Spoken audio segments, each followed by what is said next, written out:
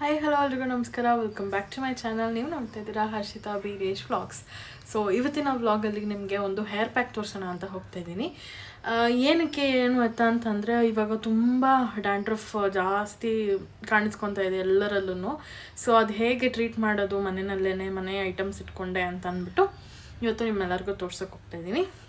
ಅದಕ್ಕೂ ಮುಂಚೆ ಯಾರೆಲ್ಲ ನನ್ನ ಚಾನಲ್ಗೆ ಸಬ್ಸ್ಕ್ರೈಬ್ ಆಗಿಲ್ವೋ ಬೇಗ ಬೇಗ ಹೋಗಿ ಸಬ್ಸ್ಕ್ರೈಬ್ ಆಗಿ ಆ್ಯಂಡ್ ಬೆಲಕನ್ನು ಕ್ಲಿಕ್ ಮಾಡಿ, ಸೊ ದಟ್ ನನ್ನೆಲ್ಲ ವಿಡಿಯೋಸ್ ನಿಮಗೆ ಫಸ್ಟ್ ಬರುತ್ತೆ ಅಂತ ಹೇಳ್ತಾ let's start the video. So ಇವಾಗ ಡ್ಯಾಂಡ್ರಫ್ ಬಂದು ಒಂದು ದೊಡ್ಡ ತಲೆನೋವು ಹೋಗ್ಬಿಟ್ಟಿದೆ. ಡ್ಯಾಂಡ್ರಫಿಂದ ಫುಲ್ಲು ಸ್ಕ್ಯಾಲ್ಪ್ ಎಲ್ಲ ಹಾಳಾಗ್ತಿದೆ, ಕೂದಲು ಉದ್ರದ್ದು ಆ ಥರದ್ದೆಲ್ಲ ಪ್ರಾಬ್ಲಮ್ಸ್ ಆಗ್ತಿದೆ. ಆ್ಯಂಡ್ ವಿಂಟರ್ ಟೈಮಲ್ಲಿ ತುಂಬಾ ಜಾಸ್ತಿ ಇರುತ್ತೆ ಏನದು ಡ್ಯಾಂಡ್ರಫ್ ಆಗೋವಂಥದ್ದು. ಸೊ ಅದನ್ನು ಮನೆಯಲ್ಲೇ ಹೇಗೆ ಪ್ರಿವೆಂಟ್ ಮಾಡ್ಕೊಬೋದು ಅಂತ ಅಂದ್ಬಿಟ್ಟು ಇವತ್ತು ನಿಮಗೆ ತೋರ್ಸೋಕ್ಕೆ ಹೋಗ್ತಾ ಇದ್ದೀನಿ. ಸೊ ಏನಿಲ್ಲ, ತುಂಬ ಸಿಂಪಲ್ ಇಂಗ್ರೀಡಿಯೆಂಟ್ಸ್ ಬೇಕಾಗುತ್ತೆ ಅಷ್ಟೇನೆ, ಜಾಸ್ತಿ ಏನೂ ಇಲ್ಲ, ಎಲ್ಲ ಮನೆಯಲ್ಲೇ ಸಿಗೋ ಅಂಥದ್ದೇನೆ. ಸೊ ಅದನ್ನು ಉಪಯೋಗಿಸ್ಕೊಂಡು ಹೇರ್ ಪ್ಯಾಕ್ ಅಥವಾ ಹೇರ್ ಮಾಸ್ಕ್ ಏನಾದರೂ ಮಾಡಿಕೊಂಡು ಯಾವ ಥರ ಟ್ರೀಟ್ ಮಾಡ್ಕೊಳ್ಳೋದು ಅಂತ ಇವತ್ತು ತೋರ್ಸೋಕ್ಕೆ ಹೋಗ್ತಾ ಇದ್ದೀನಿ. ಸೊ ತಡ ಮಾಡಿದೆ, ಲೆಟ್ಸ್ ಸ್ಟಾರ್ಟ್ ದ ವಿಡಿಯೋ, ಬನ್ನಿ ಹೋಗೋಣ. ಸೊ ಇಲ್ಲಿ ಏನೇನು ಬೇಕಾಗುತ್ತೆ ಹೇರ್ ಪ್ಯಾಕಾಗೆ ಅಂತ ಅಂದ್ಬಿಟ್ಟು ನಾನು ತೋರಿಸ್ತಾ ಇದ್ದೀನಿ. ಒಂದು ಅಲೋವೆರಾ ಕಡ್ಡಿ ಅಂತ ಹೇಳ್ತೀವಲ್ಲ ಅಥವಾ ಗಿಡ ಅಂತ ಹೇಳ್ತೀವಲ್ಲ, ಒಂದು ಎಲೆ ತೊಗೊಂಡ್ರೆ ಸಾಕಾಗತ್ತೆ. ನಮ್ಮದು ದೊಡ್ಡದೇ ಇದೆ, ಸೊ ನಾನು ದೊಡ್ಡದೇ ಎತ್ಕೊಂಡಿದ್ದೀನಿ. ಅದಾದಮೇಲೆ ಒಂದು ಆಮ್ಲ ಪೌಡರ್ ಆದರೂ ಯೂಸ್ ಮಾಡ್ಬೋದು ಅಥವಾ ಈ ಥರ ಕಾಯಿ ಆದರೂ ಯೂಸ್ ಮಾಡ್ಬೋದು. ಅದಾದಮೇಲೆ coconut oil, pure coconut oil ನಾನೆಲ್ಲಿ ತೊಗೊಂಡಿರೋ ಅಂಥದ್ದು. ಸೊ ಇದನ್ನೆಲ್ಲ ಸೇರಿಸಿ ಒಂದು ಹೇರ್ ಪ್ಯಾಕ್ ಹೇಗೆ ಮಾಡೋದು ಅಂತ ಅಂದ್ಬಿಟ್ಟು ನೋಡೋಣ. ಸೊ ಫಸ್ಟಿಗೆ ನಾವಿಲ್ಲಿ ಅಲೋವೆರಾನ ತೊಗೊಂಡು ಆ ಕಡೆ ಈ ಕಡೆ ಪೀಲ್ ಆಫ್ ಮಾಡ್ಕೊಳ್ಬೇಕು. ಏನದು ಮುಳ್ಳು ಥರ ಇರುತ್ತಲ್ಲ ಅದನ್ನೆಲ್ಲ ನೀಟಾಗಿ ಪೀಲ್ ಆಫ್ ಮಾಡಾದಮೇಲೆ ಮೇಲ್ಗಡೆ ಇರುವಂಥ ಲೇಯರ್ನ ಕೂಡ ಸಣ್ಣದಾಗಿ ಪೀಲ್ ಮಾಡ್ಕೊಳ್ಬೇಕು. ಅದಾದಮೇಲೆ ಒಳಗಡೆ ಏನು ಜೆಲ್ ಇರುತ್ತಲ್ಲ ಅದನ್ನು ನಾವು ಒಂದು ಸ್ಪೂನ್ ಮುಖಾಂತರ ನೀಟಾಗಿ ಎಕ್ಸ್ಟ್ರಾಕ್ಟ್ ಮಾಡ್ಕೊಳ್ಬೇಕು. ಸ್ಪೂನಲ್ಲಿ ಮಾಡಿದ್ರೆ ಸ್ವಲ್ಪ ಈಸಿ ಆಗುತ್ತೆ, ಚಾಕುನಲ್ಲಿ ಮಾಡೋದಕ್ಕೆ ಹೋದರೆ ಎಲ್ಲನೂ ಕಿತ್ಕೊಂಡು ಬರುತ್ತೆ. ಸೊ ಈ ಪೀಲ್ನ ಏನು ಮಾಡ್ತೀರಾ ಅಂತಂದರೆ ಹಾಗೆ ಇಟ್ಕೊಂಡಿರಿ. ಸೊ ಫೇಸಿಗೆ ಏನಾದರೂ ಬೇಕಾದರೆ ಅಪ್ಲೈ ಮಾಡೋದಕ್ಕೆ ಈಸಿ ಆಗುತ್ತೆ. ಅದಾದಮೇಲೆ ನಾನಿಲ್ಲಿ ಆಮ್ಲನ ತುರ್ಕೊತಾ ಇದ್ದೀನಿ. ಬೇಕಾದರೆ ನೀವು ಕಟ್ ಮಾಡಿ ಕೂಡ ರುಬ್ಬೋದಕ್ಕೆ ಹಾಕೊಬೋದು, ಇಲ್ಲ ಅಂತಂದರೆ ತುರ್ಕೊಂಡ್ರೂ ಓಕೆನೇ. ನಾನಿಲ್ಲಿ ತುರ್ಕೊತಾ ಇದ್ದೀನಿ. ತುರ್ಕೊಂಡ್ರೆ ಸ್ವಲ್ಪ ಈಸಿ ಆಗುತ್ತೆ ಬ್ಲೆಂಡ್ ಆಗೋದಕ್ಕೆ ಅಂತ ಅಂದ್ಬಿಟ್ಟು ಇದನ್ನು ಒಂದು ಮಿಕ್ಸಿ ಜಾರಿಗೆ ಹಾಕ್ಕೊಂಡು ನಾನು ನೀಟಾಗಿ ಮಿಕ್ಸಿ ಮಾಡ್ಕೊತಾ ಇದ್ದೀನಿ. ಸೊ ಇದಕ್ಕೆ ಯಾವುದೇ ರೀತಿಯಾದ ವಾಟರ್ ಆಗಲಿ ಏನೂ ಆ್ಯಡ್ ಮಾಡ್ತಿಲ್ಲ ನಾನು, ಇದೇ ವಾಟರ್ ಕನ್ಸಿಸ್ಟೆನ್ಸಿನಲ್ಲಿ ಬರುತ್ತೆ. ಸೊ ಇದನ್ನು ನೀವು ಸೋಸ್ಬಿಟ್ಟು ಕೂಡ ಹಾಕ್ಕೊಬೋದು, ಇಲ್ಲ ಹಾಗೆ ಹಾಕ್ಕೊತೀರ ಅಂದ್ರೂ ಇಟ್ ಇಸ್ ಆಲ್ ಫೈನ್. ಅದಾದಮೇಲೆ ನಾನಿಲ್ಲಿ 1 ಟೇಬಲ್ ಸ್ಪೂನ್ ಆಗೋ ಅಷ್ಟು ಪ್ಯೂರ್ ಕೋಕೋನಟ್ ಆಯಿಲ್ನ ಆ್ಯಡ್ ಮಾಡ್ಕೊತಾ ಇದ್ದೀನಿ. ಸೊ ಕೋಕೋನಟ್ ಆಯಿಲ್ ಆ್ಯಡ್ ಮಾಡಿದ್ಮೇಲೆ ಇದು ಸಪ್ರೇಟ್ ಆಗ್ತಾ ಹೋಗುತ್ತೆ. ಆಯಿಲ್ ಗೊತ್ತೇ ಇರುತ್ತೆ, ಆಯಿಲ್ ವಾಟರ್ ಮಿಕ್ಸ್ ಆಗೋಲ್ಲ ಅಂತ. ಸೊ ಚೆನ್ನಾಗಿ ಬ್ಲೆಂಡ್ ಮಾಡ್ಕೊಳ್ಬೇಕಾಗತ್ತೆ ನೀವು, ಅಂದರೆ ಸ್ಪೂನಲ್ಲೇ ಸ್ಟಿರ್ ಮಾಡ್ಕೊಳ್ಳೋದಾಗಲಿ ಅಥವಾ ನೀಟಾಗಿ ಬ್ಲೆಂಡ್ ಮಾಡಿಕೊಂಡ್ರೂ ಆಗತ್ತೆ. ನಾನಿಲ್ಲಿ ನೀಟಾಗಿ ಬ್ಲೆಂಡ್ ಮಾಡ್ಕೊತಾ ಇದ್ದೀನಿ, ಸೊ ದ್ಯಾಟ್ ಅದು ನೀಟಾಗಿ ಮಿಕ್ಸ್ ಆಗುತ್ತೆ ಅಂತ ಅಂದ್ಬಿಟ್ಟು. ಸೊ ಇದರ ಬೆನಿಫಿಟ್ಸ್ ಏನಪ್ಪ ಅಂತಂದರೆ ಮುಂದೆ ನೋಡ್ತಾ ಹೋಗೋಣ ನಾವೇನೆ. ಸೊ ಪ್ಯಾಕ್ ಎಲ್ಲ ಮಾಡಿ ಆದಮೇಲೆ ನೀಟಾಗಿ ಫಸ್ಟು ನಾವು ಹೇರ್ನ ಕೂಮ್ ಮಾಡ್ಕೊಬೇಕಾಗತ್ತೆ. ಯಾವುದೇ ರೀತಿಯಾದ ಹೇರ್ ಟ್ಯಾಂಗಲ್ಸ್ ಇರಬಾರ್ದು. ಪ್ಯಾಕ್ ಹಾಕೋಕ್ಕೂ ಮುಂಚೆ ನೀಟಾಗಿ ಕೂಮ್ ಮಾಡ್ಕೊಳ್ಬೇಕು. ಅದಾದಮೇಲೆ ಒಂದೊಂದೇ ಪಾರ್ಟಿಷಿಯನ್ ತೊಗೊತಾ ನಾವು ಇಲ್ಲಿ ಅಪ್ಲೈ ಮಾಡ್ತಾ ಹೋಗ್ತೀವಿ. ವಿಡಿಯೋದಲ್ಲಿ ನೋಡ್ತಿರೋ ಹಾಗೇ ನೀವು ಹೇರ್ಗೆ ಪ್ಯಾಕ್ಸ್ನ ಅಪ್ಲೈ ಮಾಡ್ತಾ ಹೋಗಬೇಕು. ಸೊ ಇವಾಗ ಇದ್ರದ್ದು ಏನು ಬೆನಿಫಿಟ್ಸ್ ಅಂತ ಅಂದ್ಬಿಟ್ಟು ನೋಡೋಣ. ಫಸ್ಟು ಅಲೋವೆರಾ ಬೆನಿಫಿಟ್ಸ್ ನೋಡೋಣ. ಎಲ್ಲರಿಗೂ ಗೊತ್ತಿರುತ್ತೆ, ಬಟ್ ಸ್ಟಿಲ್ ನಾನು ಈ ವಿಡಿಯೋನಲ್ಲಿ ಯಾರಿಗೆ ಗೊತ್ತಿಲ್ವೋ ಅವರಿಗೆ ನಾನು ಹೇಳ್ತಾ ಇದ್ದೀನಿ.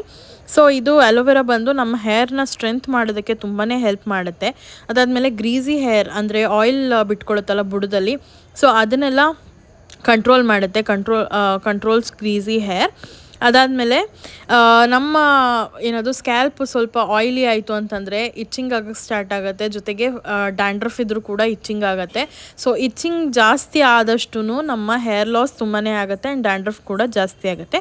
ಸೊ ಅದನ್ನು ಕಂಟ್ರೋಲ್ ಮಾಡುತ್ತೆ, ಅಂದರೆ ಇಚ್ಚಿ ಸ್ಕ್ಯಾಲ್ಪ್ ಏನಿರುತ್ತಲ್ಲ ಯಾರ್ಯಾರಿಗಿರುತ್ತಲ್ಲ ಅದನ್ನು ಕಂಟ್ರೋಲ್ ಮಾಡುತ್ತೆ. ಸೊ ಇದೆಲ್ಲ ಇಚ್ಚಿ ಸ್ಕ್ಯಾಲ್ಪ್ ಯಾರಿಗೆ ಬರುತ್ತೆ ಅಂತಂದರೆ ಸ್ವಲ್ಪ ಜಾಸ್ತಿ ಸ್ವೆಟ್ ಆಗ್ತಾರಲ್ಲ ಅಂಥವ್ರಿಗೆ ಬರುತ್ತೆ. ಸೊ ನನಗೂ ಸೇಮ್ ಅದೇ ರೀತಿ ಸ್ವೆಟ್ ಆಗುತ್ತೆ. ಸೊ ಅದಕ್ಕೆ ನಾನು ಅದನ್ನು ಅಪ್ಲೈ ಮಾಡ್ತೀನಿ. ಜೊತೆಗೆ ಪ್ರೊಟೆಕ್ಷನ್ ಫ್ರಮ್ UV ಡ್ಯಾಮೇಜ್, ಅಂದರೆ ಸೂರ್ಯನಿಂದ UV ಲೈಟ್ಸ್ ಅಂತ ಬರುತ್ತೆ, ನಿಮಗೆಲ್ಲರಿಗೂ ಗೊತ್ತಿರುತ್ತೆ. ಸೊ ಅದನ್ನು ಅದು ನಮ್ಮ ಹೇರ್ನ ಡ್ಯಾಮೇಜ್ ಮಾಡುತ್ತೆ. ಸೊ ಅದರ ವಿರುದ್ಧ ಹೋರಾಡೋದಕ್ಕೆ ಅಲೋವೆರಾ ತುಂಬಾ ಹೆಲ್ಪ್ಫುಲ್ ಅಂತಲೇ ಹೇಳ್ಬೋದು. ಜೊತೆಗೆ ಹೇರ್ ಗ್ರೋತ್ಗೂ ಕೂಡ ಹೆಲ್ಪ್ ಆಗುತ್ತೆ, ಹೇರ್ ಗ್ರೋತ್ಗೂ ಕೂಡ ಮೇಂಟೈನ್ ಮಾಡ್ಕೊಳ್ಬೋದು. ಅಲೋವೆರಾ ನಾವು ಕಂಟಿನ್ಯೂಸ್ ಆಗಿ ಯೂಸ್ ಮಾಡ್ತಿದ್ವಿ ಅಥವಾ ಕನ್ಸಿಸ್ಟೆಂಟಾಗಿ ಯೂಸ್ ಮಾಡ್ತಿದ್ವಿ ಅಂತ ಅಂದರೆ. ಜೊತೆಗೆ ನೆಕ್ಸ್ಟು ಆಮ್ಲ ಬಂದ್ಬಿಟ್ಟು ಪವರ್ ಹೌಸ್ ಆಫ್ ನ್ಯೂಟ್ರಿಷನ್ಸ್ ಅಂತ ಹೇಳ್ತಾರೆ. ಸೊ ಇದರಲ್ಲಿ ಎಸೆನ್ಷಿಯಲ್ ನ್ಯೂಟ್ರಿಷನ್ಸು ಮತ್ತು antioxidants, vitamin C for hair growth ಎಲ್ಲನೂ ಇರುತ್ತೆ. ಸೊ ಇದೊಂಥರ ವಿಟಮಿನ್ಸ್ನ ಇಟ್ಕೊಂಡಿರೋಂಥ ಒಂದು ಹಣ್ಣು ಅಥವಾ ಫ್ರೂಟೋ ಅಥವಾ ವೆಜಿಟೇಬಲೋ ಏನೋ, ಇದ್ರ ಬಗ್ಗೆ ಗೊತ್ತಿಲ್ಲ ನನಗೆ, ಫ್ರೂಟೋ ಅದು ವೆಜಿಟೇಬಲೋ ಅಂತ ಅಂದ್ಬಿಟ್ಟು ರಿಸರ್ಚ್ ಮಾಡಿಬಿಟ್ಟು ನಾನು ನೆಕ್ಸ್ಟ್ ವೀಡಿಯೋನಲ್ಲಿ ಹೇಳ್ತೀನಿ. ಸೊ ಇದು ತುಂಬಾ ಹೆಲ್ಪ್ಫುಲ್ ಅಂತ ಹೇಳ್ಬೋದು. ಇದರಲ್ಲಿ ವಿಟಮಿನ್ ಸಿ ಅಂತೂ ತುಂಬಾ ಜಾಸ್ತಿ ಇರುತ್ತೆ. ಆ್ಯಂಡ್ ಇದು ಹೇರ್ ಗ್ರೋತಿಗೆ ತುಂಬ ಯೂಸ್ಫುಲ್. ಇದ್ರ ಪೌಡ್ರ್ ಆದರೂ ಯೂಸ್ ಮಾಡ್ಬೋದು ಅಥವಾ ಕಾಯಿ ಬರುತ್ತಲ್ಲ ಅದನ್ನು ಕೂಡ ಯೂಸ್ ಮಾಡ್ಕೊಳ್ಬೋದು. ಅದಾದಮೇಲೆ ಇದು ಕೂಡ ಹೇರ್ ಲಾಸ್ನ ಟ್ರೀಟ್ ಮಾಡುತ್ತೆ. ಎಲ್ಲರೂ ನೋಡಿರೋ ಹಾಗೆ ಎಣ್ಣೆಗಳಿಗೆ, ಅಂದರೆ ತಲೆಗೆ ಹಾಕೋ ಎಣ್ಣೆಗಳಿಗೆ ಆಮ್ಲ ಯೂಸ್ ಮಾಡ್ತಾರೆ, ಶ್ಯಾಂಪೂಸ್ಗೆ ಯೂಸ್ ಮಾಡ್ತಾರೆ ಆಮ್ಲನ. ಸೊ ಇದು ಒಂದು ಬೆಸ್ಟ್ ಏನಂತಾರೆ ರೆಮಿಡಿ ಫಾರ್ ಹೇರ್ ಲಾಸ್ ಅಂತ ಹೇಳ್ಬೋದು. ಜೊತೆಗೆ ಇದು ನ್ಯಾಚುರಲ್ ಕಂಡೀಷ್ನಿಂಗ್ ಕೊಡುತ್ತೆ ಹೇರಿಗೆ, ಮತ್ತು ಶೈನಿ ಕೂಡ ಆಗುತ್ತೆ, ಹೇರು ತುಂಬಾ ಶೈನ್ ಬರುತ್ತೆ. ಅದಾದಮೇಲೆ ಗ್ರೇ ಹೇರ್ ಅಂತೂ ಎಲ್ಲರಿಗೂ ದೊಡ್ಡ ತಲೆನೋವು ಅಂತಲೇ ಹೇಳ್ಬೋದು. ಸೊ ಈ ಗ್ರೇ ಹೇರ್ನ ಕೂಡ ಕಂಟ್ರೋಲ್ ಮಾಡುತ್ತೆ ಈ ಆಮ್ಲ. ಜೊತೆಗೆ ಹೆಲ್ಪ್ಸ್ ಇನ್ ಮ್ಯಾನೇಜಿಂಗ್ ಡ್ಯಾಂಡ್ರಫ್ನು ಕೂಡ ಮ್ಯಾನೇಜ್ ಮಾಡುತ್ತೆ, ಇದು ಹೆಲ್ಪ್ ಮಾಡುತ್ತೆ. ನಾನು ಆಗಲೇ ಸ್ಟಾರ್ಟಿಂಗಲ್ಲೇ ಹೇಳ್ದಂಗೆ ನನಗೆ ತುಂಬಾ ಡ್ಯಾಂಡ್ರಫ್ ಇದೆ. ಸೊ ನಾನು ಇಲ್ಲಿ ಯಾವ್ದ್ಯಾವ್ದು ಪ್ರಾಡಕ್ಟ್ಸ್ ಯೂಸ್ ಮಾಡಿದ್ದೀನೋ ಆ 3 ಪ್ರಾಡಕ್ಟ್ಸು ಕೂಡ ಡ್ಯಾಂಡ್ರಫ್ ದೂರ ಇಡೋದಕ್ಕೆ ಹೆಲ್ಪ್ ಮಾಡುತ್ತೆ, ತುಂಬಾ ಹೆಲ್ಪ್ ಮಾಡುತ್ತೆ ಅಂತ ಹೇಳ್ಬೋದು. ಸೊ ಇದಿಷ್ಟು ಆಮ್ಲ ಏನದು ಯೂಸಸ್ ಅಂತ ಹೇಳ್ಬೋದು. ಅದಾದಮೇಲೆ ಕೋಕೋನಟ್ ಆಯಿಲ್ ಬಗ್ಗೆ ಮಾತಾಡಬೇಕಂತಂದರೆ, ಕೋಕೋನಟ್ ಆಯಿಲ್ ಎಲ್ಲರಿಗೂ ಗೊತ್ತು, ತುಂಬಾ ಒಳ್ಳೆಯದು ದೇಹಕ್ಕಾಗಿರ್ಬೋದು ಅಥವಾ ಇಂಟರ್ನಲ್ ಪಾರ್ಟ್ಗಾಗಿರ್ಬೋದು ಅಥವಾ ಎಕ್ಸ್ಟರ್ನಲ್ ಪಾರ್ಟ್ಗಾಗಿರ್ಬೋದು, ತುಂಬ ಒಳ್ಳೆಯದು. ಇನ್ಫ್ಯಾಕ್ಟ್ ನಾವು ಕೋಕೋನಟ್ ಆಯಿಲ್ನ ಸೇವಿಸ್ತಿದ್ದೀವಿ ಅಂತಂದರೆ ಅದು ತುಂಬಾ ಒಳ್ಳೆಯದು ಬಾಡಿಗೆ, ಮತ್ತು ಇಮ್ಯೂನ್ ಸಿಸ್ಟಮ್ಗಾಗಿರ್ಬೋದು ಅಥವಾ ಹೇರ್ ಗ್ರೋತ್ಗಾಗಿರ್ಬೋದು, ನಮ್ಮ ಡೈಜೆಷನ್ನು, ಅದಕ್ಕೆಲ್ಲದಕ್ಕೂ ತುಂಬಾ ಹೆಲ್ಪ್ ಮಾಡುತ್ತೆ. ಸೊ ಕೋಕೋನಟ್ ಆಯಿಲು ಹೇರ್ಗೆ ಯಾವ ಥರ ಹೆಲ್ಪ್ ಮಾಡುತ್ತೆ ಅಂತ ನೋಡೋಣ. ಫಸ್ಟು ಸ್ಪ್ಲಿಟ್ ಎಂಡ್ಸು ಯಾರಿಗಿಲ್ಲ ಈಗಿನ ಕಾಲದಲ್ಲಿ ಹೇಳಿ, ತುಂಬಾ ಸ್ಪ್ಲಿಟ್ ಎಂಡ್ಸ್ ಆಗುತ್ತೆ. ಸ್ಪ್ಲಿಟ್ ಎಂಡ್ಸ್ ಏನಕ್ಕಾಗುತ್ತೆ? ಫ್ರಿಝಿ ಹೇರ್ ಆದಾಗ, ಡ್ರೈ ಆದಾಗ ಸ್ಪ್ಲಿಟ್ ಎಂಡ್ಸ್ ಆಗೋದು ಚಾನ್ಸಸ್ ತುಂಬಾ ಇರುತ್ತೆ. ಜೊತೆಗೆ ನೆಕ್ಸ್ಟ್ ಬಂದು ಕೋಕೋನಟ್ ಆಯಿಲು ಶೈನ್ ಮತ್ತು ಸ್ಮೂತ್ ಕೊಡುತ್ತೆ ನಮ್ಮ ಹೇರಿಗೆ. ಸೊ ಅದೇ ನಾನು ಆಗಲೇ ಹೇಳ್ದಂಗೆ ಸ್ಪ್ಲಿಟ್ ಎಂಡ್ಸ್ ಆದರೆ ಆಬ್ವಿಯಸ್ಲಿ ಫ್ರಿಜ್ ಆಗುತ್ತೆ ಕೂದಲು, ಅದಾದಮೇಲೆ ಸ್ವಲ್ಪ ಡ್ರೈ ಅನಿಸುತ್ತೆ, ಜೊತೆಗೆ ಒಂಥರ ಕಾಣಿಸುತ್ತೆ, ಸ್ಮೂತ್ ಅಂತ ಅನಿಸಲ್ಲ, ಶೈನಿ ಅಂತ ಅನಿಸಲ್ಲ. ಸೊ ಈ ಕೋಕೋನಟ್ ಆಯಿಲ್ನ ಯೂಸ್ ಮಾಡೋದ್ರಿಂದ ಶೈನ್ ಮತ್ತು ಸ್ಮೂತ್ ಹಾಗೆ ಮೇಂಟೈನ್ ಆಗುತ್ತೆ. ಜೊತೆಗೆ ಸ್ಟ್ರೆಂಥನ್ಸ್ ಆರ್ ಕ್ಯೂಟಿಕಲ್, ಅಂದರೆ ನಮ್ಮ ಬುಡ ಏನಿರುತ್ತಲ್ಲ ಅದನ್ನು ಸ್ಟ್ರೆಂತ್ ಮಾಡುತ್ತೆ, ಕೂದಲು ಉದ್ರೋದು ಕಮ್ಮಿ ಮಾಡುತ್ತೆ. ಜೊತೆಗೆ ಫ್ರಿಜ್ನ ಕೂಡ ಕಂಟ್ರೋಲ್ ಮಾಡುತ್ತೆ. ಅದೇ ನಾನು ಆಗಲೇ ಹೇಳ್ದಂಗೆ ಫ್ರಿಜ್ ಅಂತಂದರೆ ಸ್ಪ್ಲಿಟ್ ಎಂಡ್ಸ್ ಆದಾಗ ಕೂದಲು ಒಂಥರ ಒಡ್ಕೊಂಡಿರೋ ಥರ ಅಥವಾ ಎದ್ದು ಕೂತಿರೋ ಥರ ಕಾಣಿಸುತ್ತೆ, ಅದೆಲ್ಲರಿಗೂ ಹಾಗೇ ಆಗುತ್ತೆ ಫ್ರಿಜ್ ಹೇರ್ ಅಂತಂದರೆ. ಸೊ ಅದನ್ನೆಲ್ಲ ಕಂಟ್ರೋಲ್ ಮಾಡುತ್ತೆ. ಸೊ ಈ 3 ತುಂಬಾ ಒಳ್ಳೆ ಬೆನಿಫಿಟ್ಸ್ ಕೊಡುತ್ತೆ ಹೇರ್ ಗ್ರೋತ್ಗಾಗಿರ್ಬೋದು, ಡ್ಯಾಂಡ್ರಫ್ ಟ್ರೀಟ್ ಮಾಡೋದಕ್ಕಾಗಿರ್ಬೋದು, ಶೈನ್ ಮೇಂಟೈನ್ ಮಾಡೋದಕ್ಕಾಗಿರ್ಬೋದು, ಅಥವಾ ವಿಟಮಿನ್ಸ್ ಅಥವಾ ನ್ಯೂಟ್ರಿಷನ್ಸ್ ನಮ್ಮ ಹೇರ್ಗೆ ಏನೇನು ಅಗತ್ಯ ಇದೆ ಅದೆಲ್ಲನೂ ಸಿಗೋ ಥರ ಮಾಡುತ್ತೆ ಈ 3 ಇಂಗ್ರೀಡಿಯೆಂಟ್ಸು. ಸೊ ತುಂಬಾ ಒಳ್ಳೆಯದು ಈ 3 ಪ್ಯಾಕ್ ಮಾಡಿ ಅಪ್ಲೈ ಮಾಡೋದ್ರಿಂದ. ಆ್ಯಂಡ್ ಹೇರ್ ಗ್ರೋತ್ ಕೂಡ ತುಂಬಾ ಚೆನ್ನಾಗಾಗತ್ತೆ, ಹೇರ್ ಫಾಲ್ ಕೂಡ ಕಂಟ್ರೋಲ್ ಆಗುತ್ತೆ. ಸೊ ಇದಿಷ್ಟು ಆಗಿತ್ತು ನನ್ನ ಹೇರ್ ಪ್ಯಾಕ್ನ ಒಂದು ಯೂಸಸ್ ಆಗಿರ್ಬೋದು ಅಥವಾ ಒಂದು ಟಿಪ್ಸು, ಬೆನಿಫಿಟ್ಸು, ಏನು ಅಂದ್ಕೊತಿರೋ ಅದೆಲ್ಲನೂ ಆಗಿತ್ತು. ಆ್ಯಂಡ್ ಇದನ್ನು ಬಂದು 1 hour ಬಿಟ್ಟು ಅದಾದಮೇಲೆ ನಾವು ಹೇರ್ ವಾಶ್ ಮಾಡಬೇಕಾಗತ್ತೆ. ಲೂಕ್ ವಾರ್ಮ್ ವಾಟ್ರಲ್ಲೇ ಹೇರ್ ವಾಶ್ ಮಾಡಿದ್ರು ಆಗುತ್ತೆ. ಸೊ ನೋಡಿದ್ರಲ್ಲ ಹೇಗೆ ಹೇರ್ ಪ್ಯಾಕ್ ಮಾಡ್ಕೊಳ್ಳೋದು ಏನು ಎತ್ತ ಅಂತ ಅಂದ್ಬಿಟ್ಟು. ಈ ರೀತಿ ಇತ್ತು ಒಂದು ಹೇರ್ ಪ್ಯಾಕ್. ಐ ಥಿಂಕ್ ನಿಮ್ಮೆಲ್ಲರಿಗೂ ಇಷ್ಟ ಇದೆ. ಆ್ಯಂಡ್ ಇದನ್ನು ನೀವು ವೀಕ್ಲಿ ಒನ್ಸ್ ಮಾಡಿದ್ರೆ ತುಂಬಾ ಯೂಸ್ಫುಲ್ ಅಂತ ಹೇಳ್ಬೋದು. ತುಂಬ ಬೆನಿಫಿಟ್ಸ್ ಇದೆ ಆಗಲೇ ಹೇಳ್ದಂಗೆ ನಾನು. ಸೊ ಐ ಹೋಪ್ ಈ ವಿಡಿಯೋ ನಿಮ್ಮೆಲ್ಲರಿಗೂ ಯೂಸ್ಫುಲ್ ಆಗಿದೆ, ಹೆಲ್ಪ್ಫುಲ್ ಆಗಿದೆ ಅಂತ ಅಂದ್ಕೊಂಡಿದ್ದೀನಿ. ಸೊ ಇವತ್ತು ಹೇರ್ ಪ್ಯಾಕ್ದು ಕೆಲಸ ಮುಗೀತು. ತುಂಬ ದಿನದಿಂದ ಮಾಡ್ಬೇಕಂತ ಅಂದ್ಕೊತಿದ್ದೆ, ಬಟ್ ಟೈಮ್ ಆಗಿರಲಿಲ್ಲ. ಸೊ ಇವತ್ತು ಹೆಂಗಿದ್ರು ತಲೆಗೆ ಸ್ನಾನ ಮಾಡಬೇಕಿತ್ತಲ್ಲ ಅಂತ ಅಂದ್ಬಿಟ್ಟು ಹಾಕ್ಕೊಂಡು ನಿಮಗೂ ತೋರಿಸ್ದಂಗೆ ಆಯಿತು. ಸೊ ಇನ್ನೊಂದೇನಪ್ಪ ಅಂತಂದರೆ, ನಾನು ಸ್ವಲ್ಪ ಮಾತಾಡಬೇಕಿತ್ತು ಇವತ್ತು. ಏನಂದರೆ ನಾನೊಂದು ವಿಡಿಯೋ ಹಾಕಿದ್ದೆ, ಅಂದರೆ ನಮ್ಮ ಅಕ್ಕಂದು ಬೇಬಿ ಶವರ್ ಮಾಡಿದ್ದಾಗ ಒಂದು ರೀಲ್ಸ್ ಮಾಡ್ಕೊಂಡಿದ್ದೆ ನಾನು ಅಂದರೆ ನನ್ನ ಕಸಿನ್ಸ್ ಎಲ್ಲರೂ ಸೇರಿಕೊಂಡು, ಅಂದರೆ ಬಲೂನ್ ಇಟ್ಕೊಂಡು ಬಲೂನ್ನ ಪಿನ್ನಲ್ಲಿ ಹೊಡೆಯೋ ಥರ. ಸೊ ಅದಕ್ಕೆ ತುಂಬ ಜನ ಅಂತಂದರೆ 1-2-3 ಹೆಂಗೆ ಹಾಕಿದ್ದಾರೆ ಅಂತಂದರೆ, ತಮಾಷೆಗೂ ಈ ಥರ ಮಾಡೋದಕ್ಕೆ ಹೋಗಬೇಡಿ, ಅದು ತಾಯಂದ್ರಿಗೆ ಹರ್ಟ್ ಆಗುತ್ತೆ, ಹಂಗೆ ಹಿಂಗೆ. ಇಲ್ಲಿ ನಾನು ಹಾಕ್ತೀನಿ ನೋಡಿ ಅವರು ಹಾಕಿರೋ ಕಮೆಂಟು. ಈ ಥರ ಎಲ್ಲ ಹೇಳ್ತಿದ್ರು. ಅಂದರೆ ಈ ವಿಡಿಯೋ ಮಾಡಿರೋದ್ರಲ್ಲಿ ಯಾರಿಗೂ ಹರ್ಟ್ ಮಾಡಬೇಕು ಅಂತಲೂ ನಮ್ಮ ಇಂಟೆನ್ಷನ್ ಇರಲಿಲ್ಲ. ಜಸ್ಟ್ ಅಜೆಂಡಾ ಏನಿತ್ತಂತಂದರೆ ಅವರು ಪ್ರೆಗ್ನೆಂಟ್ ಅಲ್ವಾ, ಸೊ ಅವ್ರನ್ನ ಹೈಲೈಟ್ ಮಾಡಬೇಕಾಗಿತ್ತು. ಸೊ ಅದಕ್ಕೆ ಈ ವಿಡಿಯೋ ಮಾಡ್ಕೊಂಡ್ವಿ. ಆ್ಯಂಡ್ ಜಸ್ಟ್ ಫನ್ನಾಗಿ ಮಾಡಿದ್ದಷ್ಟೇನೆ, ಯಾರಿಗೂ ಹರ್ಟ್ ಮಾಡಬೇಕು ಅನ್ನೋ ಇಂಟೆನ್ಷನ್ ಇಟ್ಕೊಂಡು ಈ ಥರ ವಿಡಿಯೋ ಮಾಡಿದ್ದಿಲ್ಲ.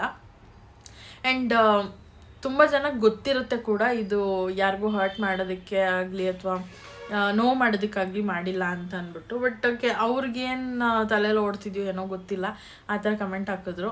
ಓಕೆ, ಇಟ್ಸ್ ಓಕೆ, ಏನೂ ಮಾಡೋಕ್ಕಾಗಲ್ಲ. ಏನದು ಸೋಷಿಯಲ್ ಮೀಡಿಯಾದ ಮೇಲೆ ಈ ಥರ ಕಮೆಂಟ್ಸ್ ಎಲ್ಲ ಇದ್ದಿದ್ದೆ ಅಂತ ಅಂದ್ಕೊಂಡು ನಾನೇ ಸಮಾಧಾನ ಮಾಡ್ಕೊಂಡು ಸುಮ್ಮನೆ ಆಗಿಬಿಟ್ಟೆ. ಬಟ್ ಅದನ್ನು ಬ್ಯಾಡ್ ಕಮೆಂಟ್ ಅಂತಲೂ ಹೇಳೋಕ್ಕಾಗಲ್ಲ, ಈ ಕಡೆ ಗುಡ್ ಕಮೆಂಟ್ ಅಂತಲೂ ಹೇಳೋಕ್ಕಾಗಲ್ಲ. ಏನೋ ನಾವೇನೋ ತಪ್ಪು ಕೆಲಸ ಮಾಡಿದ್ದೀವೇನೋ ಅನ್ನೋ ಥರ ಹಾಕಿದ್ರು. ಬಟ್ ನನಗೆ ಆ ಥರ ಎಲ್ಲ ಏನೂ ಅನ್ನಿಸ್ತಾ ಇಲ್ಲ, ತಪ್ಪು ಮಾಡಿದ್ದೀವಿ ಅದು ಅಂತ ಅಂದ್ಬಿಟ್ಟು. ಸುಮ್ಮನೆ ವೀಡಿಯೋ ಮಾಡಿ ಹಾಕಿದ್ದೀನಿ ಫನ್ನಾಗಿರಲಿ ಅಂತ ಅಂದ್ಬಿಟ್ಟು. ಅದನ್ನು ಅವ್ರು ಸೀರಿಯಸ್ ಆಗಿ ತೊಗೊಂಡ್ರೆ ನಾನೇನೋ ಮಾಡೋದಕ್ಕಾಗಲ್ಲ. ಸೀರಿಯಸ್ ಆಗಿ ತೊಗೊಳೋದಕ್ಕೂ ಹೋಗಬೇಡಿ. ಇದೆಲ್ಲ ಏನೋ ನಿಜವಾಗ್ಲೂ ಮಗುನ ಇಟ್ಕೊಂಡು ಸಾಯಿಸೋ ಥರ ಯಾರು ಮಾಡ್ತಾರೆ ಆ ಥರ? ಯಾವ ತಾಯಿಗೆ ತಾನೇ ಇಷ್ಟ ಇರುತ್ತೆ ಹೇಳಿ ಆ ಥರ ಮಾಡೋದಕ್ಕೆ? ಸುಮ್ಮನೆ ಒಂದು ಫನ್ನಾಗಿರಲಿ ಅಂತ ಅಂದ್ಬಿಟ್ಟು ಮಾಡಿದಷ್ಟೇ. ಅವರಿಬ್ಬರನ್ನ ಹೈಲೈಟ್ ಮಾಡಬೇಕು ಅಂತ ನಾವು ಆ ಥರ ಮಾಡಿದ್ದಷ್ಟೇ. ತುಂಬ ವೀಡಿಯೋಸ್ ಈ ಥರ ಇದೆ ಮಾಡಿರೋದು, ಸೊ ನಾವು ಯಾಕೆ ಟ್ರೈ ಮಾಡಬಾರ್ದು ಅಂತ ನಾನು ಮಾಡಿದ್ದಷ್ಟೇ. ಅದರಲ್ಲಿ ಕೆಟ್ಟದ್ದೇನು ಕಾಣಿಸ್ತು ಅಂತ ನನಗೆ ಗೊತ್ತಿಲ್ಲ ನಿಮಗೆ. ಸೊ ಓಕೆ, ಏನು ಮಾಡೋಕ್ಕಾಗಲ್ಲ. ಆ ಟಾಪಿಕ್ನ ಅಲ್ಲಿಗೆ ಬಿಟ್ಬಿಡೋಣ. ನೋಡಬೇಕು ಇನ್ನು ಇದಕ್ಕೆ ಏನದು ಅವ್ರದ್ದು ವ್ಲಾಗಿಗೆ ಏನೇನು ಕಮೆಂಟ್ ಹಾಕ್ತಾರೋ. ಇನ್ನು ಹಾಕಿದ್ದೀನಿ, ಈ ವಿಡಿಯೋ ಬರೋ ಅಷ್ಟೊತ್ತಿಗೆ ಆ ವಿಡಿಯೋ ಬಂದಿರುತ್ತೆ. ಸೊ ಅದಕ್ಕೆ ಏನೇನು ಬರುತ್ತೋ ಕಮೆಂಟ್ಸ್ ಗೊತ್ತಿಲ್ಲ, ನೋಡಬೇಕು. ಸೊ ಅದಾದಮೇಲೆ ಇನ್ನೇನಪ್ಪ ಮಾತಾಡೋದು ಅಂತಂದರೆ, ಫ್ಯಾಮಿಲಿ ಆಗಿರ್ಬೋದು, ಫ್ರೆಂಡ್ಸ್ ಆಗಿರ್ಬೋದು, ಫಸ್ಟು ಸ್ವಲ್ಪ ಜಾಸ್ತಿನೇ ಇಂಪಾರ್ಟೆನ್ಸ್ ಕೊಡಬೇಕಾಗತ್ತೆ ಫ್ಯಾಮಿಲಿ ಅಥವಾ ಫ್ರೆಂಡ್ಸ್ಗೆ. ಅಂದರೆ ಫ್ಯಾಮಿಲಿ ಬೇರೆ ಫ್ರೆಂಡ್ಸ್ ಬೇರೆ ಅಂತ ನನಗನ್ಸಲ್ಲ. ಬಿಕಾಸ್ ನಾನು ಯಾರೇ ಆಗಲಿ, ಫ್ಯಾಮಿಲಿ ಆದರೂ ಅಷ್ಟೇ, ಫ್ರೆಂಡ್ಸ್ ಆದರೂ ಅಷ್ಟೇ, ಎಷ್ಟು ಇರೋದು ಕನೆಕ್ಟಿವಿಟಿ ಆಗಿರಬೇಕು ಅಷ್ಟರಲ್ಲೇ ಇರ್ತೀನಿ ನಾನು. ತುಂಬ ತೀರಾ ಅತಿಯಾಗಿ ಹಚ್ಕೊಂಡ್ಬಿಟ್ಟಿರ್ತೀನಿ. ನನಗೆ ಪರ್ಸ್ನಲಿ ಇಷ್ಟ ಆಗಿಬಿಟ್ರಂತೂ ಅವ್ರ ಕಡೆಯಿಂದ ಏನಾದರೂ ಹರ್ಟ್ ಆದಾಗ ಅಥವಾ ನೋವಾದಾಗ ತುಂಬಾ ಬೇಜಾರಾಗುತ್ತೆ ಹೇಳಬೇಕಂತಂದರೆ. ನಾನು ಯಾವ ಥರ ಅಂತಂದರೆ, ಅಷ್ಟು ಈಸಿಯಾಗಿ ಯಾರನ್ನೂ ಬಿಟ್ಕೊಡಲ್ಲ ಹೇಳಬೇಕಂತಂದರೆ. ಆ್ಯಂಡ್ ಅಷ್ಟು ಈಸಿಯಾಗಿ ಯಾರನ್ನೂ ಹತ್ರನೂ ಸೇರಿಸ್ಕೊಳ್ಳಲ್ಲ. ನಾನು ಸ್ವಲ್ಪ ಡಿಸ್ಟೆನ್ಸ್ ಎಲ್ಲ ಮೇಂಟೈನ್ ಮಾಡ್ತೀನಿ. ಬಟ್ ತುಂಬ ಕ್ಲೋಸ್ ಆದರು ಅಂತಂದರೆ ನಾನು ಫುಲ್ ಕ್ಲೋಸ್ ಅಂತಲೇ ಅರ್ಥ. ಸೊ ನಾನು ತುಂಬ ಮಿನಿಮಲ್ ಆಗಿ ಇಟ್ಕೊಳಕ್ಕೆ ಟ್ರೈ ಮಾಡ್ತೀನಿ ನನ್ನ ಸರೌಂಡಿಂಗ್ನ. ಜಾಸ್ತಿ ಜನನೂ ನನಗೆ ಅಷ್ಟು ಇಷ್ಟ ಆಗೋದಿಲ್ಲ. ಆ್ಯಂಡ್ ಫ್ಯಾಮಿಲಿನಲ್ಲಿ ಆಬ್ವಿಯಸ್ಲಿ ಎಲ್ಲರೂ ನಮ್ಮ ಅಕ್ಕ ತಂಗಿರೋ ಅವರೆಲ್ಲ ನನ್ನ ಕ್ಲೋಸೇನೆ. ಬಟ್ ಅವರು ಜಾಸ್ತಿನೇ ಇದ್ದಾರೆ, ನನಗೂ ತುಂಬಾ ಕ್ಲೋಸು. ಆ್ಯಂಡ್ ಫ್ರೆಂಡ್ಸ್ ಅಂತ ಬಂದಾಗ ಫ್ರೆಂಡ್ಸಲ್ಲೂ ಅಷ್ಟು ತುಂಬ ಚೂಸಿ ನಾನು. ಒಂದು ಇಬ್ಬರು ಮೂವರು ಅಷ್ಟೇ ನನಗೆ ಫ್ರೆಂಡ್ಸ್ ಇರೋದು, ಜಾಸ್ತಿ ಮಾಡ್ಕೊಳ್ಳೋದಕ್ಕೂ ಹೋಗೋದಿಲ್ಲ. ಒಂದು ಸತಿ ನಾವು ಫ್ರೆಂಡ್ಸ್ ಅಥವಾ ರಿಲೇಟಿವ್ಸ್ನ ಹತ್ರ ತೊಗೊಂಡ್ವಿ ಅಂತಂದರೆ ಅದು ಏನೇ ಪ್ರಾಬ್ಲಮ್ ಬಂದರೂ, ಏನೇ ಕಷ್ಟ ಬಂದರೂ, ಏನೇ ಜಗಳ ಆದ್ರೂ ಅದನ್ನು ಹಾಗೆ ಇಟ್ಕೊಳ್ಳೋದಕ್ಕೆ ಟ್ರೈ ಮಾಡಿ. ಯಾಕಂದರೆ ಜಗಳ, ಮನಸ್ತಾಪ ಎಲ್ಲ ರಿಲೇಷನ್ಶಿಪ್ಪಲ್ಲೂ ಇದ್ದಿದ್ದೇನೆ. ಹಾಗಂತ ಅವ್ರನ್ನೆಲ್ಲ ದೂರ ಮಾಡ್ಕೊತಾ ಹೋದರೆ ಕೊನೆಗೆ ನಾವೊಬ್ಬರೇ ಉಳಿತೀವಿ. ಎಲ್ಲ ಹೇಳ್ತಾರೆ ಬರೋದು ಒಬ್ಬರು ಹೋಗೋದು ಒಬ್ಬರು, ಮಧ್ಯದಲ್ಲಿ ಯಾರು ಕಟ್ಕೊಂಡು ಏನಾಗಬೇಕು ಅಂತ. ಬಟ್ ನಾವು ಬದುಕಬೇಕಾಗಿರೋದೇ ಆ ಜನರ ಮಧ್ಯೆ. ಆ್ಯಂಡ್ ಅವರ ಸಪೋರ್ಟ್ ಅಥವಾ ಏನದು ಬೆಂಬಲ ಇಲ್ದಿರ ನಾವು ಏನೂ ಮಾಡೋದಕ್ಕಾಗಲ್ಲ. ಕೆಲವ್ರು ಅನ್ಕೊತಾರೆ ಇವ್ರಿಲ್ದ ನಾವು ಮಾಡ್ತೀವಿ ಅಂತ ಅಂದ್ಬಿಟ್ಟು. ಮಾಡ್ಬೋದು, ಇಲ್ಲ ಅಂತಲ್ಲ. ಬಟ್ ಕೆಲವೊಂದು ವಿಷಯಗಳಿಗೆ ಅವರ ಅಗತ್ಯ ತುಂಬಾ ಇರುತ್ತೆ ಅಂತ ಹೇಳ್ತೀನಿ ನಾನು. ಫ್ರೆಂಡ್ಸ್ ಆಗಿರಲಿ, ಫ್ಯಾಮಿಲಿ ಆಗಿರಲಿ, ಎಲ್ಲರೂ ಅಷ್ಟೇ. ಫ್ಯಾಮಿಲಿ ಕಡೆಯಿಂದ ಒಂಥರ ಬಾಂಡಿಂಗ್ ಚೆನ್ನಾಗಿದ್ದರೆ ನಮ್ಮ ಲೈಫಲ್ಲಿ ಹೋಗ್ತಿರೋಂಥ ಆಗು ಹೋಗುಗಳೆಲ್ಲ ಚೆನ್ನಾಗಿರುತ್ತೆ ಅಂತ ನನಗೆ ಅನಿಸುತ್ತೆ. ಬಿಕಾಸ್ ಒಂದು ಸತಿ ನಾವು ಇವ್ರು ನಮ್ಮ ರಿಲೇಟಿವ್, ಇವ್ರು ನಮ್ಮ ಫ್ರೆಂಡ್ ಅಂತ ಫಿಕ್ಸ್ ಆಗಿಬಿಟ್ರೆ ಫಿಕ್ಸ್ ಆಗೇ ಬಿಡಬೇಕು. ಅದರಲ್ಲಿ ಚೇಂಜ್ ಮಾಡೋದು 3 ತಿಂಗಳಿಗೊಂದ್ಸತಿ 6 ತಿಂಗಳಿಗೊಂದ್ಸತಿ ಚೇಂಜ್ ಮಾಡೋದು, ಬಟ್ಟೆ ಚೇಂಜ್ ಮಾಡ್ದಂಗೆ ಚೇಂಜ್ ಮಾಡೋದು, ನನಗೆ ಅದೆಲ್ಲ ಇಷ್ಟ ಆಗೋದಿಲ್ಲ. ಫ್ಯಾಮಿಲಿ, ಇವಾಗ ಫ್ರೆಂಡ್ಸ್ ಅಂತಂದರೆ ಅವ್ರು ನನಗೆ ಫ್ಯಾಮಿಲಿ ಥರನೇ ಹೇಳ್ಬೇಕಂತಂದ್ರೆ. ನಾನು ಅವ್ರನ್ನ ಫ್ಯಾಮಿಲಿ ಥರನೇ ಟ್ರೀಟ್ ಮಾಡೋದು. ಬಟ್ ಕೆಲವೊಂದು ಸತಿ ಏನಾಗುತ್ತೆ ಅಂದರೆ, ಏನೋ ಒಂದು ನೀವೇನೋ ತಪ್ಪು ಹೇಳಿರ್ತೀರೋ ಅಥವಾ ಅವರೇನೋ ತಪ್ಪು ಅರ್ಥ ಮಾಡ್ಕೊಂಡಿರ್ತಾರೋ ಏನೋ ಮಾತುಕತೆನಲ್ಲಿ ಏನೋ ಒಂದು ಮಿಸ್ಅಂಡರ್ಸ್ಟ್ಯಾಂಡಿಂಗ್ ಬಂದಿದ್ರು ಅದನ್ನು ಕೂತು ಮಾತಾಡಿ ಸರಿ ಮಾಡ್ಕೊಳ್ಬಹುದು. ಅದನ್ನೇ ದೊಡ್ಡ ವಿಷಯ ಮಾಡಿಕೊಂಡು ದೂರ ಆಗೋದ್ರಲ್ಲಿ ಯಾವುದೇ ರೀತಿ ಅರ್ಥ ಇಲ್ಲ.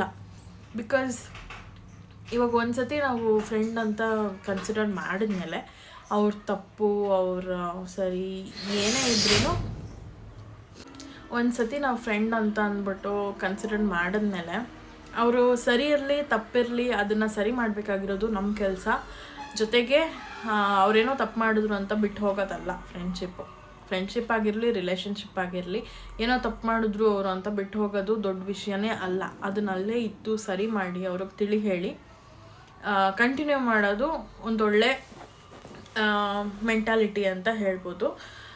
ಇವಾಗ ನಾವು ಫ್ರೆಂಡ್ಶಿಪ್ ಮಾಡಬೇಕಾದ್ರೂ ಅಷ್ಟೇ ನಾವು ತುಂಬ ಯೋಚನೆ ಮಾಡ್ತೀವಿ. ಯಾವುದೇ ಒಂದು ರಿಲೇಷನ್ಶಿಪ್ಪಲ್ಲಿ ಹೋಗಬೇಕು ಅಥವಾ ಇರಬೇಕು ಅಂತಂದರೆ ಅದು ಲವ್ ಅಂತಲೇ ಅಲ್ಲ, ಫ್ರೆಂಡ್ಶಿಪ್ ಆಗಿರ್ಬೋದು, ರಿಲೇಟಿವ್ಸಲ್ಲೂ ಕೂಡ ಆಗಿರ್ಬೋದು. ನಾವು ಫಸ್ಟು ತಿಳ್ಕೊತೀವಲ್ವ ಅವ್ರು ಏನು ಮಾತಾಡ್ತಾರೆ, ಹೆಂಗಿರ್ತಾರೆ ಏನು ಅಂತ. ಸ್ಟಾರ್ಟಿಂಗಲ್ಲೆಲ್ಲ ಚೆನ್ನಾಗಿರುತ್ತೆ. ಹೋಗ್ತಾ ಹೋಗ್ತಾ ಹೋಗ್ತಾ ಹೋಗ್ತಾ ಸ್ವಲ್ಪ ಮನಸ್ತಾಪಗಳು ಅದು ಇದು ಬರ್ತಾನೆ ಇರ್ತವೆ. ಹಂಗಂತ ಬಿಟ್ಟೋಗ್ಬಿಟ್ರೆ ಏನು ಯೂಸು? ಅದನ್ನು ಅಲ್ಲೇ ಇದ್ದು ಸಾಲ್ವ್ ಮಾಡಿ ಅದಾದಮೇಲೆ ಮುಂದಿನ ಸ್ಟೆಪ್ ಏನಿದೆಯೋ ಅದನ್ನು ತೊಗೊಳ್ಬೇಕಾಗತ್ತೆ. ಅದು ಬಿಟ್ಟು ಸಡನ್ನಾಗಿ ಬಿಟ್ಬಿಡೋದು, it is not a game ಅಲ್ವಾ. ಫಾರ್ ಸಮ್ ಪೀಪಲ್ ಫ್ರೆಂಡ್ಶಿಪ್ ಅಂದರೆ ಬಿಡು ಇವಳು ಇಲ್ಲದೆ ಇದ್ರೆ ಇನ್ನೊಬ್ಳು, ಬಿಡು ಇವನಿಲ್ಲದೆ ಇದ್ರೆ ಇನ್ನೊಬ್ಬ. ಬಟ್ ನನಗೆ ಹಂಗಲ್ವೇ ಅಲ್ಲ. ನಾನು ಒಂದು ಸತಿ ಫಿಕ್ಸ್ ಆಗಿಬಿಟ್ರೆ ನನಗೆ ಅದು ಯಾರೇ ಏನೇ ಅಂದ್ರೂ ನಾನು ಹಿಂದೆ ಸರಿಯೋ ಮಾತೇ ಇಲ್ಲ. ಒಂದು ಸತಿ ನನ್ನ ಬೆಸ್ಟ್ ಫ್ರೆಂಡ್, ನಾನು ಯಾರನ್ನೂ ಅಷ್ಟು ಈಸಿಯಾಗಿ ನನ್ನ ಬೆಸ್ಟ್ ಫ್ರೆಂಡ್ ಅಂತ ಒಪ್ಕೊಳ್ಳಲ್ಲ. ಯಾಕಂದರೆ ಸ್ವಲ್ಪ ನಮಗೂ ಟೈಮ್ ಬೇಕಾಗುತ್ತೆ. ನಾವು ಅಷ್ಟು ಸಡನ್ನಾಗಿ ಒಪ್ಕೊಂಡ್ಬಿಟ್ಟು ಆಮೇಲೆ ನಾನು ಅಯ್ಯೋ ನಾನು ತಪ್ಪು ಮಾಡಿಬಿಟ್ನೇನೋ ಅಂತ ಗಿಲ್ಟ್ ಫೀಲ್ ಆಗೋ ಬದಲು ಒಪ್ಕೊಳ್ದೇ ಇರೋದು ಬೆಟರ್. ಸುಮ್ಮನೆ ಫ್ರೆಂಡ್ಸ್ ಆಗಿದ್ದರೆ ಇಟ್ ಈಸ್ ಫೈನ್. ಅಷ್ಟು ಕ್ಲೋಸ್ ಆಗೋಕ್ಕೂ ಆಗಲ್ಲ, ಅಷ್ಟು ಸಲಿಗೆಯಿಂದ ಮಾತಾಡೋದಕ್ಕೂ ಆಗಲ್ಲ. So that is fine. But ಒಂದು ಸತಿ ಫ್ರೆಂಡ್ಶಿಪ್ ಒಳಗೆ ಇಳಿದ ಮೇಲೆ ಅದನ್ನು ಯಾವುದೇ ಕಾರಣಕ್ಕೂ ಬಿಟ್ಕೊಡೋದು ನನ್ನ ಏನಂತಾರೆ ಎಥಿಕ್ಸ್ ಅಲ್ಲ ಅದು. ಫ್ರೆಂಡ್ಶಿಪ್ ಆಗಿರ್ಬೋದು ಅಥವಾ ರಿಲೇಟಿವ್ಸಲ್ಲಿ ಕಸಿನ್ಸ್ನ ಆಗಿರ್ಬೋದು, ಯಾವುದೇ ಕಾರಣಕ್ಕೂ ನಾನು ಬಿಟ್ಕೊಡಲ್ಲ. ಇನ್ ಕೇಸ್ ಬಿಟ್ಕೊಡೋ ಪರಿಸ್ಥಿತಿ ಬಂತು ಅಂದರೆ ಅದು ಅವ್ರ ಕಡೆಯಿಂದ ಆಗಿರುತ್ತೆ, ನನ್ನ ಕಡೆಯಿಂದ ಆಗಿರಲ್ಲ. ಯಾಕಂದರೆ ಏನೇ ಒಂದು ತಪ್ಪಾಗಿರ್ಬೋದು ಅಥವಾ ಅವ್ರು ತಪ್ಪು ಮಾಡಿರ್ಬೋದು ಅಥವಾ ನಾನು ತಪ್ಪು ಮಾಡಿರ್ಬೋದು, ಏನೇ ಇದ್ರೂ ನನಗೆ ಮಾತಾಡಿ ಕ್ಲಿಯರ್ ಮಾಡ್ಕೊಬೇಕು. ಇಲ್ಲ ಅಂತಂದರೆ ಹಿಂಗೆ ಅಂತ ಹೇಳಿ ಕ್ಲಿಯರ್ ಮಾಡ್ಕೊಬೇಕು. ಸಡನ್ನಾಗಿ ಎಲ್ಲನೂ ಬಿಟ್ಬಿಟ್ಟು ಹೋಗ್ಬಿಡೋದು ನನಗೆ ಪರ್ಸ್ನಲಿ ಇಷ್ಟನೇ ಆಗಲ್ಲ. ಆ ಥರ ತುಂಬ ಅಂತ ಹೇಳೋಕ್ಕೋಗಲ್ಲ, ಆ ಥರ ಆಗಿದೆ. ಅದು ತುಂಬಾ ಹರ್ಟ್ ಆಗುತ್ತೆ ನನಗಂತೂ. ಒಂಥರ ಅದು ಹೆಂಗೆ ಅಂತಂದರೆ ಈಗಲೂ ನನಗೆ ಮರೆಯೋದಕ್ಕಾಗಲ್ಲ. ರಿಲೇಟಿವ್ಸಲ್ಲೂ ಅಷ್ಟೇ, ಫ್ರೆಂಡಲ್ಲೂ ಅಷ್ಟೇ, ಈಗಲೂ ನನಗೆ ಮರೆಯೋದಕ್ಕಾಗಲ್ಲ. ಮುಂದೆನೂ ಮರೆಯಲ್ಲ ನಾನು. ಬಿಕಾಸ್ ಅಷ್ಟು ಕ್ಲೋಸಾಗಿದ್ದವರು ಇವತ್ತು ನಮ್ಮ ಜೊತೆ ಇಲ್ಲ ಅಂತಂದರೆ, ಇರೋದಕ್ಕೆ ಇಷ್ಟಪಡ್ತಿಲ್ಲ ಅಂತಂದರೆ ನಾನು ಅದು ಹರ್ಟ್ ಆಗೇ ಆಗುತ್ತೆ. ಅಂಥದ್ದು ಏನು ಮಾಡಿದ್ದೀವಿ? ಏನೇ ಆಗಿದ್ರು ಕೂತ್ಕೊಂಡು ಮಾತಾಡಿ ಸೊಲ್ಯೂಷನ್ ಇರುತ್ತೆ. ಯಾವುದೇನು ಪ್ರಾಬ್ಲಮ್ಗಾದರೂ ಸೊಲ್ಯೂಷನ್ ಇದ್ದೇ ಇರುತ್ತೆ. ಅದನ್ನೆಲ್ಲ ಬಿಟ್ಟು ನೀವು ಬಿಟ್ಟು ಹೋಗೋದೇ ಒಂದು ಚಾಯ್ಸ್ ಅಂತ ಅಂದ್ಕೊಂಡ್ರೆ ಏನು ಮಾಡೋಕ್ಕಾಗಲ್ಲ. ಇನ್ ಕೇಸ್ ಅವ್ರು ಮತ್ತೆ ವಾಪಸ್ ಬರ್ತಾರೆ ಅಂತಂದ್ರೂ ಆ ಹಳೇ ಬಾಂಡ್ ಏನಿರುತ್ತೋ ಅದು ಮತ್ತೆ ಫಾರ್ಮ್ ಆಗೋಕ್ಕೆ ಚಾನ್ಸೇ ಇಲ್ಲ. ಅದರಲ್ಲೂ ನನ್ನ ಹತ್ರ ಅಂತೂ ಚಾನ್ಸೇ ಇಲ್ಲ. ಅದು ಎಲ್ಲರ ಹತ್ರನೂ ಹಾಗೆ ಇರುತ್ತೆ. ಬಟ್ ನನ್ನ ಹತ್ರ ಇನ್ನೂ ಸ್ವಲ್ಪ ಡಿಸ್ಟೆನ್ಸಲ್ಲೇ ಇರ್ತೀನಿ. ಆ್ಯಂಡ್ ಈಗಲೂ ತುಂಬ ನನ್ನ ಫ್ರೆಂಡ್ಸ್ ಇದ್ದಾರೆ ಆ್ಯಂಡ್ ನನ್ನ ಕಸಿನ್ಸ್ ಇದ್ದಾರೆ, ತುಂಬ ಕ್ಲೋಸ್ ಆಗಿರೋರು, ತುಂಬ ಇಷ್ಟಪಡೋರು. ನಾನು ಅವ್ರಿಗೂ ಹರ್ಟ್ ಮಾಡೋದಕ್ಕೆ ನನಗೆ ಇಷ್ಟ ಇಲ್ಲ. ಅವ್ರಿಗೆ ಅಂದರೆ ಒಂದು ಲಾಯಲ್ಟಿ ಇರಬೇಕು. ಅವ್ರ ಕಡೆಯಿಂದನೂ ಒಂದು ಲಾಯಲ್ಟಿ ಇರಬೇಕು, ನನ್ನ ಕಡೆಯಿಂದನೂ ಒಂದು ಲಾಯಲ್ಟಿ ಇರಬೇಕು. ಆವಾಗಷ್ಟೇ ಒಂದು ರಿಲೇಷನ್ಶಿಪ್ಪು ಕಂಟಿನ್ಯೂ ಆಗೋಕ್ಕೆ ಸಾಧ್ಯ. ಸೊ ಏನಂದರೆ ಸ್ವಲ್ಪ ಯಾರೇ ಆಗಲಿ, ಕಸಿನ್ಸ್ ಆಗಲಿ ಅಷ್ಟೇ, ಫ್ರೆಂಡ್ಸ್ ಆದರೂ ಅಷ್ಟೇ, ಸ್ವಲ್ಪ ಲಿಮಿಟಲ್ಲಿರೋದು ಒಳ್ಳೆಯದು ಅಂತ ನನಗೆ ಅನಿಸುತ್ತೆ. ನಾವು ಏನೋ ಅವ್ರಿಗೆ ಒಳ್ಳೇದಾಗಲಿ ಅಂತ ನಾವೇನೋ ಹೇಳೋಕ್ಕೆ ಹೋಗ್ತೀವಿ, ಬಟ್ ಅದು ಅವ್ರಿಗೆ ತಪ್ಪಾಗಿ ಕಾಣಿಸ್ಬೋದು. ಸೊ ಯಾಕೆ ಬೇಕು ಅಂತ ಅಂದ್ಬಿಟ್ಟು ನಾನು ಅಂತ ಹೇಳ್ತಿರೋದು ನಿಮಗೆ. ಯಾರೋ ಆ ಥರ ಮಾತಾಡೋದಕ್ಕೆ ಹೋಗಬೇಡಿ. ಯಾವುದೇ ಒಂದು ರಿಲೇಷನ್ಶಿಪ್ಪಲ್ಲಿ ಇನ್ ಕೇಸ್ ಬೇರೆಯವ್ರು ಯಾರಾದರೂ ನಿಮ್ಮ ಲೈಫಲ್ಲಿ ಇಂಟರ್ಫಿಯರ್ ಆಗಿ ಏನಾದರೂ ಹೇಳ್ತಿದ್ದಾರೆ ಅಂದರೆ ಅದು ನಿಮ್ಮ ಒಳ್ಳೇದಕ್ಕೆ ಅಂತ ಯೋಚನೆ ಮಾಡಿ. ಇನ್ ಕೇಸ್ ನಿಮ್ಗೆ ಅನಿಸ್ಲಿಲ್ವಾ ನಿಮ್ಮ ಒಳ್ಳೇದಕ್ಕೆ ಮಾಡ್ತಿದ್ದಾರೆ ಅಂತ, ಅಲ್ಲಿಗೆ ಕಟ್ ಮಾಡಿ ಬಿಸಾಕ್ಬಿಡಿ ಅಷ್ಟೇ. ಒಂದು ಅವ್ರಿಗೆ ಕನ್ವೆ ಮಾಡಿ ಈ ಥರ ಇದೆ ನಂಗೆ ಇಷ್ಟ ಇಲ್ಲ, ಓಕೆ ಫೈನ್ ಬಿಟ್ಟಾಕು ಅಂತ. ಸುಮ್ಮನೆ ಬಿಡಿ, ನಾನು ಮತ್ತೆ ಇನ್ನೇನೋ ಜಾಸ್ತಿ ಮಾತಾಡೋದಕ್ಕೆ ಹೋಗಲ್ಲ, ಬಿಕಾಸ್ ಇದ್ರ ಬಗ್ಗೆ ಸ್ವಲ್ಪ ಜಾಸ್ತಿನೇ ಹರ್ಟ್ ಆಗಿದೆ. ಆ್ಯಂಡ್ ಇದೊಂಥರ ನೈಟ್ ಮೇರ್ ಥರನೂ ಬರ್ತಾಯಿದೆ, ನನ್ನ ಕನಸಲ್ಲೆಲ್ಲ ಅದೇ ಬರ್ತಾಯಿದೆ. ನಾನು ಅವ್ರ ಜೊತೆ ಇರೋದು, ಅವ್ರ ಜೊತೆ ಮಾತಾಡ್ತಿರೋದು, ತಿರುಗಾಡ್ತಿರೋದು. ಬಟ್ ಅಷ್ಟು ಈಸಿಯಾಗಿ ಬಿಡೋದಕ್ಕಾಗಲ್ಲ ನಿಜವಾಗ್ಲೂ. ಹೆಂಗೆ ಅಂದರೆ ನಾನು ತುಂಬಾ ಪರ್ಸ್ನಲಾಗಿ ತೊಗೊತೀನಿ. ಸೊ ನನಗದು ತುಂಬಾ ದೊಡ್ಡ ವಿಷಯ ಅಂತಲೇ ಹೇಳ್ಬೋದು. ಬೇರೆಯವ್ರಿಗೆ ಹೆಂಗೋ ನನಗೆ ಗೊತ್ತಿಲ್ಲ. ಸೊ ಇದಿಷ್ಟು ನಿಮ್ಮೆಲ್ಲರಿಗೂ ಕನ್ವೆ ಮಾಡಬೇಕಿತ್ತು. ಯಾರೇ ಆಗಲಿ ಅಡ್ಜಸ್ಟ್ ಮಾಡಿಕೊಂಡು, ಅಡ್ಜಸ್ಟ್ ಅಂತ ಹೇಳೋದಕ್ಕೆ ಹೋಗಲ್ಲ, ಏನಾದರೂ 1-on-1 ಮಾತಾಡಿಕೊಂಡು ಕ್ಲಿಯರ್ ಮಾಡ್ಕೊಳ್ಳಿ. ಏನೇ ಪ್ರಾಬ್ಲಮ್ಸ್ ಬಂದ್ರೂ ಕ್ಲಿಯರ್ ಮಾಡ್ಕೊಳ್ಳಿ, ಸೊಲ್ಯೂಷನ್ ಇದ್ದೇ ಇರುತ್ತೆ ಅಂತ ನಾನು ಹೇಳೋದಕ್ಕೆ ಇಷ್ಟಪಡ್ತೀನಿ.